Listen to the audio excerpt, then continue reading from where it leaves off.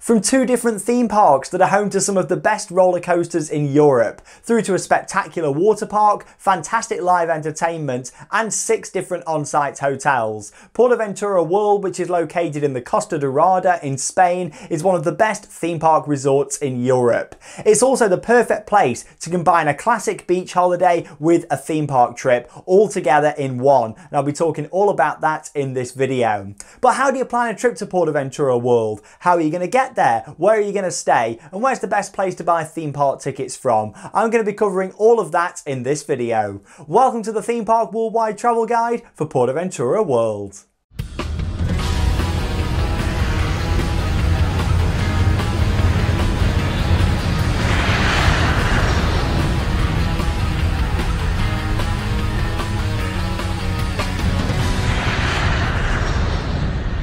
I'm Sean Sandbrook and welcome to the Theme Park Worldwide Travel Guide. Now, PortAventura World has some absolutely fantastic rides set across 2 different theme parks. There's PortAventura Park that opened in 1995 that has grown to have some of the best roller coasters out there, including Shambhala, a fantastic hypercoaster, Dragon Khan, 8 inversions can be found on that ride, and along with that there's Furious Baco, a launch coaster, a wooden coaster called Stampeder, and so much more. It's also got spectacular entertainment and wonderful themed areas. Right next door, you've also got Ferrari Land that's got the tallest and fastest roller coaster in Europe. That's Red Force. There's also a few other great rides in that park, and also a spectacular water park as part of the resort too. So there's no wonder why so many people want to get out there and experience PortAventura World. Now, it's also got some spectacular on-site accommodation, but if you don't fancy staying on site, there's so many off-site options too. And of course, I'm going to be talking all about that in this video. So firstly, you need to get there. So let's talk all about that in transportation.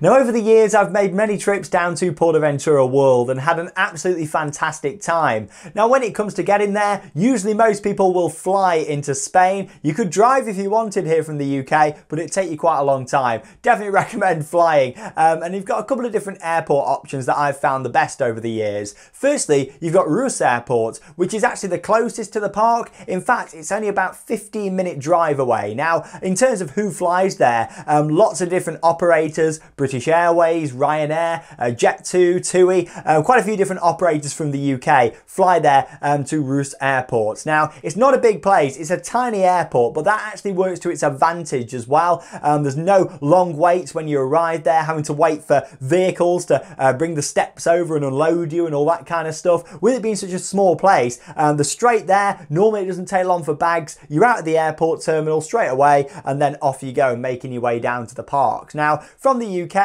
lots of different airlines will fly you there from a variety of different airports. For me being based in the Midlands, I can actually go from my local airport, which is about 20 minutes away, that's East Midlands Airport, and fly straight into Reus. So it all depends on where you're based, but there's a lot of different airlines that will fly you out there to Reus. And like I say, it's a really cheap route to do as well. Over the years, I don't think I've ever paid more than £100 for return flights. So that's £50 each way. The cheapest I've had, I'll always remember, was actually £4.99 one way and £9.99 back. I'm pretty sure it was. Could have been the other way around, but I'm pretty sure it was that way. I actually went out there just for a day trip just to Spain down there. I loved PortAventura, and I always do, but I loved Shambhala when that opened even more. So I went there just for a day trip. Why not? Like, you got to do these things. You only live once. And yeah, I did that. So lots of different options. And also, if you're coming internationally, there is other places that fly into Reus, but not loads of options with that. I'll come on to more of those in just a moment. Now,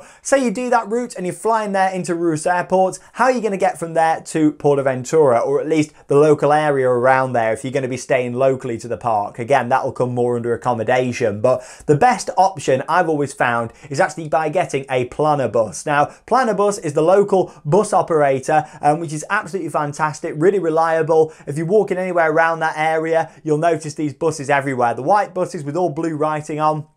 usually anyway, all the ones that I've seen, and very efficient bus service. Now, they do buses that are pretty much timed well with the flights coming in. They depart shortly after the flights have landed and you've got your bags and everything and cleared immigration. So these are great. Now, in terms of the planner bus, €7, that's about £5 per person each way. Takes about 20 minutes to get down there to PortAventura. Now, it all depends on where it's going to stop with the people that are on there. Normally, the driver actually asks which hotel you're staying at, and then plans the route the best way, so you're not driving around for a couple of hours. So bear in mind, it can take a little bit longer if there's lots of people getting on there, and of course, you know, going to different hotels, but I find that to be the cheapest option, especially if you were going on like a solo trip or just a couple of you.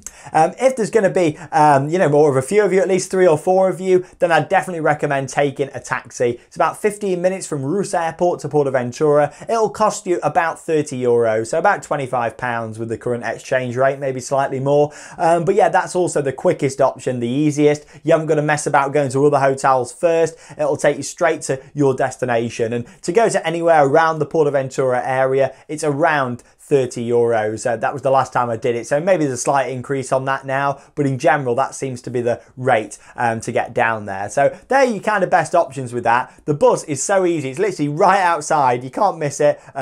Bus planner, and you can book that online in advance too, and also do return trips. So that's for Roos Airport, which I find to be the easiest and the cheapest. But along with that, if you want to fly into somewhere else and more options internationally, if you're coming from around some other place in Europe or even further afar, then yes, flying into Barcelona's main airport will be your best option, Barcelona El Prat. And from there, lots of different airlines will fly you straight in. Honestly, there's so many different options. Now, when it comes to traveling from there down to PortAventura, you can get a hire car. It's about an hour and a half, give or take, with a bit of traffic. But I would definitely, again, recommend getting the planner bus because they run from there too, from Barcelona Airport. Big airport, lots more to navigate, but it's easy enough to actually get the bus from there. There's a main bus depot, and I've got all the times up there and when the buses depart. And again, they're kind of set really around every couple of hours from what I remember last time I went. We didn't really have to wait long for a bus.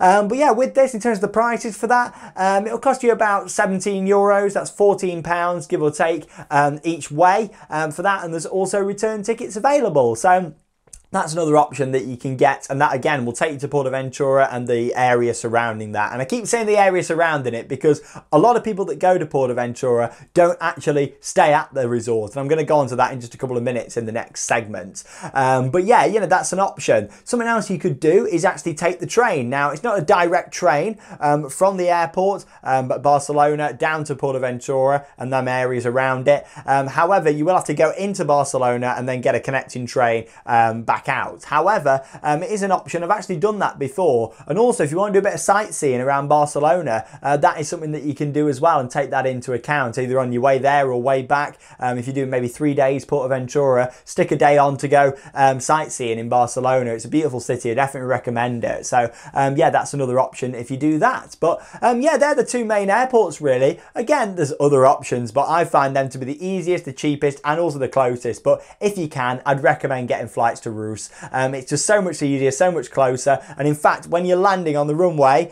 you even see PortAventura. That's how close you are. You see it in the distance. You can see Hurricane Condor, the Intamin Drop Tower, along with that Shambhala, Dragon Con. You can see it all over there, and of course Red Force, can't forget that now, over there in the distance. But they're the best options in terms of transport, in my opinion. Like I say, if you wanted a long overnight drive, you could do it from the UK. I've not done it, but you never know, and maybe at some point in the future, or I might just stick to getting some cheap flights. Let's move on to accommodation, shall we?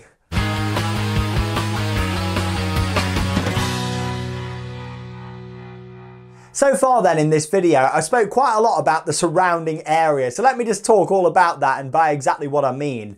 With PortAventura World, it's located right near the sea, right near the beach, and in a major tourist destination, meaning that there's lots of different hotels and accommodation options off-site along with on-site. Now, first I'm going to talk about some of them off-site accommodation options for you. You've got a few different coastal resorts around there. Salou is my favourite, and also the one that's closest if you're walking from Salou to the park. Along with that, there's La Penida and also Cambrils as well. They're the three major sort of coastal resorts around there that you can stay at and be very close to PortAventura. But for me, Salou is your best option because of that walking distance to the park. You can from the others if you really wanted, but Salou is the best option. It's also the biggest of the three, and it's got so much nightlife. It's got great bars, nightclubs, restaurants. It's got a beautiful beach down there with all restaurants overlooking the water. It is stunning, it really is. And this is where I sort of come into it now and say it's the perfect place to go for like a week's holiday and have a few days at PortAventura and a few days on the beach and by the pool relaxing. It's that sort of place you can go. It's combining the best of both worlds, and I think that's why so many Brits have been to PortAventura, because it all just combines together, doesn't it? I think a lot of people go thinking, oh, you know, a theme park there, yeah, we'll just go there for the day, not realising that it's a massive theme park and you need at least 2 days, maybe even 3, to see both the parks and water park and everything else that they've got on offer. But yeah, let's talk about Salou and the hotels. Like I say, there's literally hundreds of options, but one that I've always found to be great is the H10 Solaris Palace. That's the closest off-site hotel, so it means cheaper prices, but you're within a 10-minute walk of the actual main entrance of PortAventura World. So with the park and the town, it's all connected by footpaths and roadways, so you can get a taxi if you want to, but you know, walking routes are brilliant. It's a great way to start your morning and also on a night kind of reflect on your day, have a walk out the park. It's really nice and enjoyable. But yeah, I would recommend that hotel. I've stayed there a couple of times, but yeah, there's so many available. There really is around Salou. It is beautiful. Let's talk about the on-site accommodation options, because there's actually 6 on-site hotels at PortAventura World. 6, it's amazing, and they're all very well themed. They've got swimming pools and so much about them. They are absolutely gorgeous. If you want to, you can even take a caravan or camping, and you can do that there as well if you want to. Take your camper van and park that up, your motorhome, because they've got a place for that at PortAventura World too. So they're pretty well covered with all sorts of options. But with the on-site hotels, let's go through them and take a look. So firstly, you've got Hotel PortAventura. With this, it's got a Mediterranean theme. It's right next door to both of the theme parks and the water park. Literally, it's got its own entrance connecting into the park as well. And at night, you can see a lot of the rides as well from around the hotel area. Some of the rooms even look into the park. You can see Shambhala, Red Force. It's a brilliant hotel and I do recommend it. Along with that, you got Hotel El Paso. That's a Mexican theme. The swimming pool here is the best, by the way, in my opinion, out of all the hotels. Love the swimming pool. It is fantastic. This is a little bit further away, however, it's only about a 5-minute walk, which is slightly uphill, so just to make you aware about that, up to the entrance of the parks. You then got Hotel Caribe. Now, this is the furthest away. It wasn't actually built as a PortAventura hotel. It was owned by a separate company. They bought it and rebranded it. With this hotel, it takes about 10 minutes to walk from there to the theme park. So it's not too far, but it's not kind of part of the cluster of the resort. It's a little bit further out. It's all connected by pathways, and they actually run a land train up to the park. But yeah, it's just worth noting that it's not directly as close as some of the other options. Then you've got Hotel Gold River, which is probably my favorite theme. It's a Wild West theme. This is beautiful. Lots of different accommodation here in hotel rooms. You've got a grand atrium here as well. Beautiful swimming pools and some awesome Wild West theming. Now, with the final 2 hotels, they're all kind of part of the area around Hotel Gold River because they follow a Wild West theme, but they are classed as separate hotels. So firstly, you've got Mansion de Lucy. That's a big mansion house that looks stunning. I mean, I've never stayed here, but I'd like to, and suits a lot of people who've got sort of bigger parties who are going to that. And you've also got Colorado Creek, which is the newest option, and this looks great. Again, I'd love to stay here. Wild West theme. I love the style of this building with all the glass windows on the front there, and it all kind of fits with that Wild West theme, but it's modern. It's more of a premium hotel. So many options, all great themed. They've all got different swimming pools and bars, restaurants, entertainment. They are fantastic. Some of the nicest hotels for a Spanish break and combining the theme park with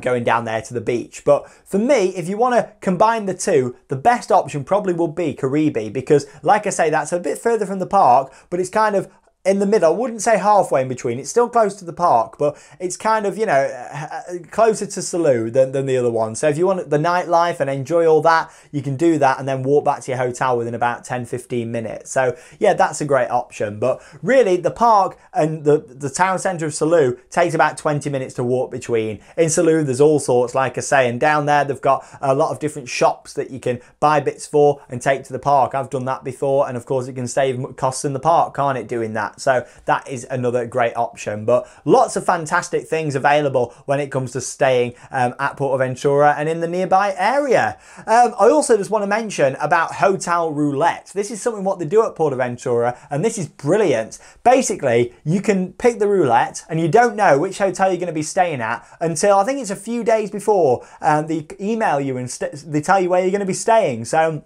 if you know you want to stay on site, but you don't particularly know where, or you just want the cheapest option, pick the hotel roulette, they'll pick for you, and then there you go. It's a bit of fun, bit of mystery, and it's also a lot cheaper than just booking into your desired hotel. And I've found with the hotel roulette to be quite lucky, and normally I end up getting either PortAventura Hotel or Gold River, which are my two preferred hotels right near to the park. So there you go, that's something to look at. Also, on-site stays do come with theme park tickets, so that leads nicely into the next section.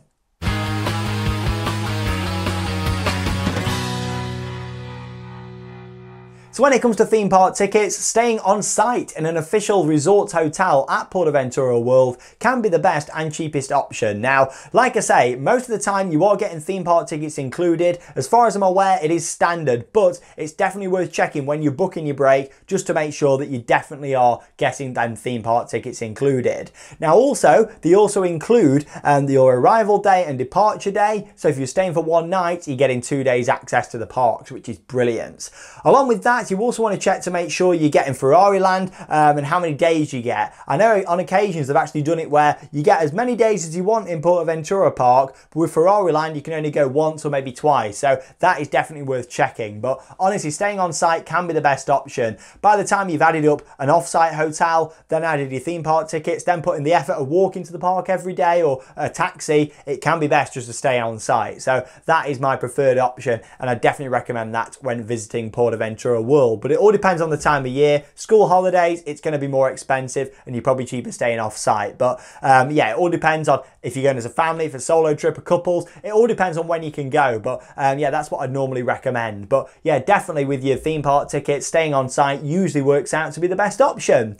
If you're not staying on site though, how much does it cost? So I did a little bit of a comparison on Attractions Tickets Direct and also on the official website, and here's what I found. So on Attractions Tickets Direct, 3 days access to PortAventura Park, including 1 day's access to Ferrari Land, was £71 for an adult, £63 for a child. On the official website, it was similar pricing, but you've got to think it's in euros and you've got to pay the conversion rate as well, depending on if you're paying on a credit card or something like that, it might cost you more. So I'd probably recommend Attractions Tickets Direct. Great website, use them loads for theme park tickets around the world. So yeah, there are your different options. I mean, £71 for an adult for 3 days theme park access with the quality that you get in there is absolutely fantastic. And yeah, in my opinion, Attraction Tickets Direct or staying on site, they're your best options when it comes to theme park tickets. Let's move on then to the final segment with some final tips for planning your trip to PortAventura World.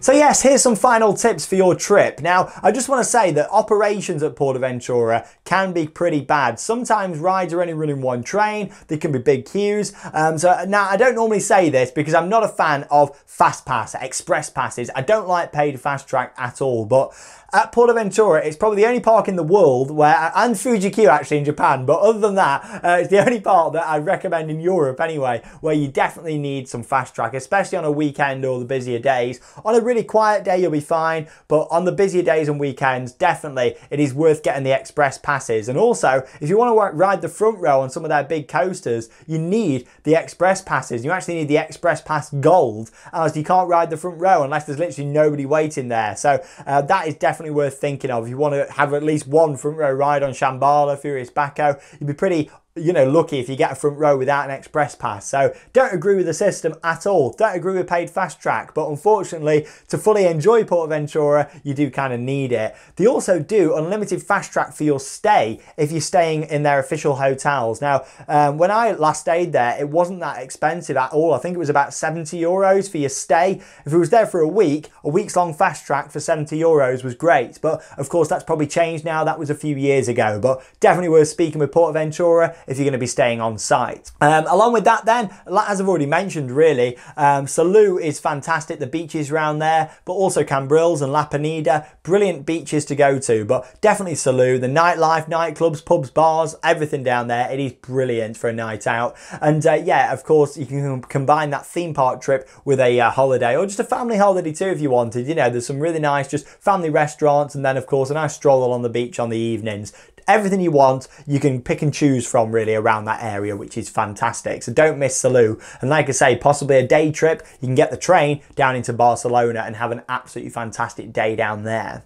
Also, you've got the Costa Caribe Aquatic Park. So there's 2 theme parks and there's also the water park. This is only open usually May through to September, but that can change, so definitely check that out. But the water park's great. It's got some big rides, got some family rides, huge wave pool, lazy river, indoor section too. It's got something for everybody there, and I definitely recommend a visit. And then finally, PortAventura World has some of the best entertainment ever at a theme park. It's got one of the best stage shows. Honestly, it is fantastic. Of course, with everything going on at the moment with coronavirus at the time of filming this, shows are different, but hopefully, fingers crossed, later this year entertainment will resume back to normal, and PortAventura has so much on offer, it really does. And yeah, I definitely recommend it for the entertainment, and also the opening hours as well at this park. They have some evening shows on the lake in the summer, they're great. And just the ambience of the park at night, because let's face it, there's no 4 o'clock closes there. They're open a lot later in the summer through till midnight, and honestly it's absolutely awesome. There we go. I hope that you've got all the information that you need for planning that trip to PortAventura World. Whether you're staying on site or off site, you're guaranteed to have an incredible time. As always with these travel guides here on Theme Park Worldwide, if there's anything that you need to know, I'll try my best to answer down below in the video comments. And it's also worth for flights, Skyscanner, Rome to Rio is great for sorting transfers, and yeah, of course the official website of PortAventura for more details too. I'm Sean Sandbrook, thanks for joining me for another travel guide. There's new videos every single day here on the channel, and I'll be back soon with another travel guide for you all to enjoy. Thanks for watching, and get out there and keep on riding. See you in the next video.